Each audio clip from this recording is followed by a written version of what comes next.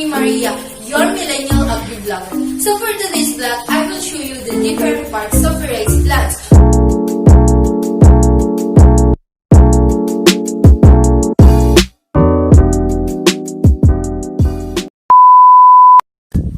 Rice, which is the most important commodity in the country, is undeniable. It is the basic crop and is staple food for most Filipinos. It is the way of life for a great majority, providing a livelihood to about 70% of the country's population, to some 3 million farmers and their dependents, as well as to traders, millers, retailers, and millions of others who derive income from it.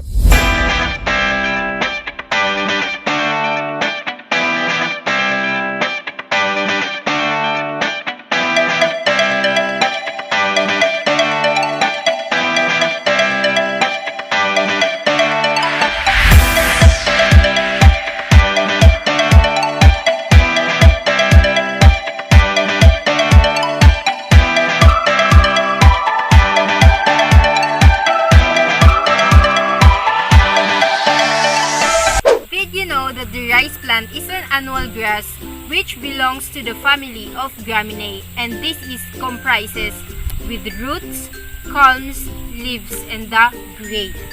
Right here, let me talk about the roots of this rice plant.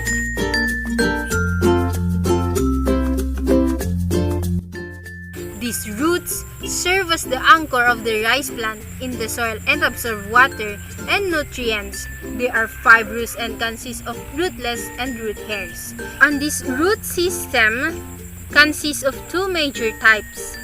These are the crown roots and the nodal roots. These crown roots are also called the secondary roots, and these nodal roots are also known as the adventitious roots. In fact, both of these roots develop from the node. So on this part of the root, this is what we call the crown roots, which we can find below the soil surface. This crown root consists the mat roots and the ordinary roots. In this part, this is what we call the mat roots, which is located on the top of the soil. And on the bottom of these roots, this is what we call the ordinary roots. Around these ordinary roots, we can find the rootlets. On the other hand, this part is what we call the nodal roots, in which we can find in the axis of the base of the internode. This nodal roots is often found in rice cultivars growing at water depth above 80 centimeters depending on the variety of the plant. Another major part of the rice plant is the culm or the stem. The role of this culm is to support the leaves and reproductive structures and to transfer essential nutrients between the roots, the leaves, and the reproductive structure. This culm of a rice plant is composed of a series of node and internode. So on this part, this is what we call the node.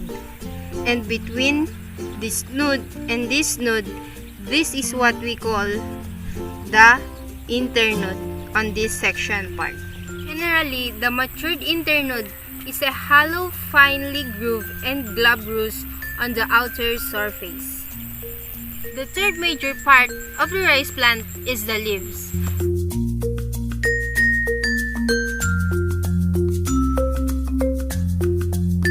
These leaves function as the principal organ of photosynthesis and respiration because they contain chlorophyll containing cells which convert sunlight to chemical energy and synthesize organic fuel compound from inorganic compounds.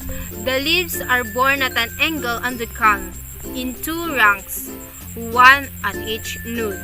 These leaves contain the sheath and the blade. So on this part of the leaves, this is what we call the leaf sheath.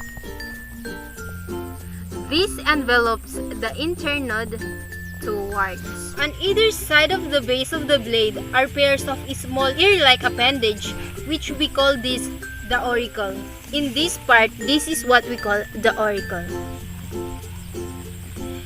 And just above this auricle is a tissue-like triangular structure, and we call this the ligule. This is what we call the ligule. In this part. At every internode, there is a ligule attached to the leaf. Another major part of a rice plant is the grain.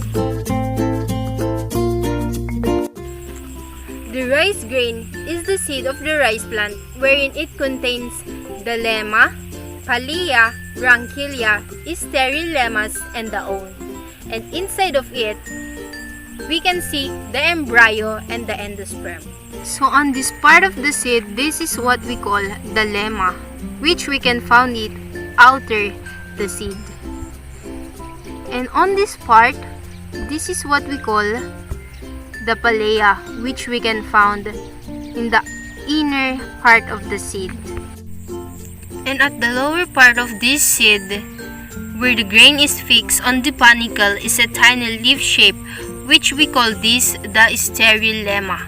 And between this sterile lemma, this is what we call the ranchilia. This ranchilia is located between the sterile lemma. On this part, this is what we call the own, which we can find here above the lemma and palea. This organ is thought to aid in seed dispersal and prevent predations of animals.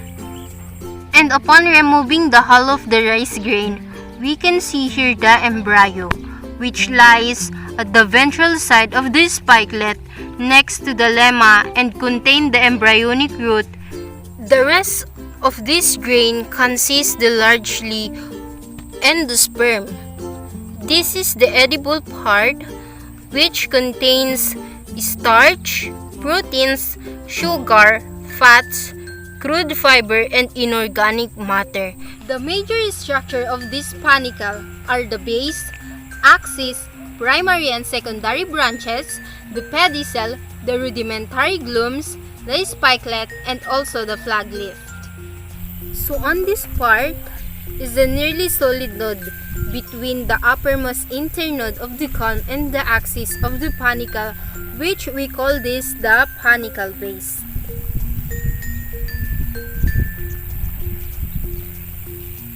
And on this part, this is what we call the panicle axis, which serve as the main axis of the inflorescence.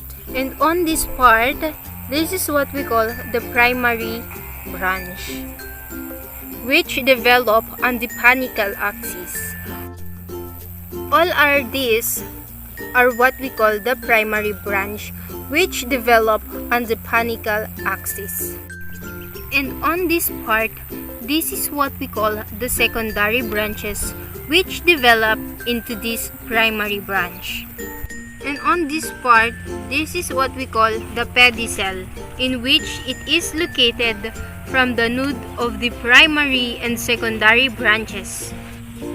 These panicles bear these spikelets, for most of which develop into grains. And on this part, this is what we call the rudimentary glumes.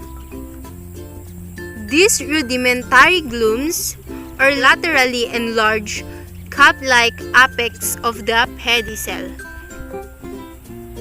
Here you can find the rudimentary glumes. So that is for today's vlog. I hope you learned on this video. And guys, please don't forget to like, share, and subscribe to my first ever YouTube channel. Once again, it's me, Maria, your friendly Agri-Millennial Vlogger. Peace!